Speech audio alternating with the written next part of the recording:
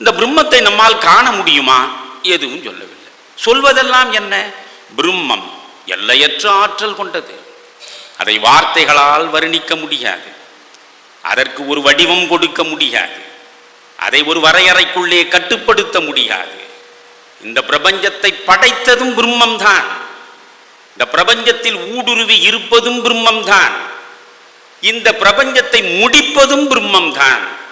எனவே பிரம்மம் பிரம்மம் பிரம்மம் என்று ஒற்றை பேருணர்வு பெரும் பொருளை இந்த உபநிஷதங்கள் சொல்கின்றன. இதிலேயே நீங்கள் நிறைய குழப்பங்கள் இருக்கின்றன. அதற்கு உதாரணம் சொல்கிறேன் உங்களுக்கு. உபநிடதங்களை நீங்கள் அவசியம் வாசிக்க வேண்டும் என்று ஏன் சொல்கிறேன் தெரியுமா? உபநிடதங்கள் தான் முதலில் ஒரு 5000 ஆண்டுகளுக்கு முன்பே கடவுள், உலகம், மனிதன், வாழ்வு ஆகியவற்றை பற்றி ஆய்வு செய்கிறது. வேற எந்த நாட்டிலும் கிடையாது. 5000 ஆண்டுகளுக்கு முன்பே கடவுள், மனிதன், உலகம், வாழ்வு குறித்து ஆய்வு செய்கிறது. மரணத்திற்கு பிந்திய நிலை குறித்து ஆய்வு செய்கிறது. அதுதான் கடோபனிஷதம். விவேகானந்தர் எங்கு போனாலும் கடோபனிஷத்தை தான் பெருமையாக பேசுவார். அந்த கடோபனிஷத்தில் ஒரு முக்கியமான பகுதி என்பது யமனுக்கும் நசிகேதனுக்கும் இடையே நடக்கிற ஒரு அற்புதமான உரையாடல்.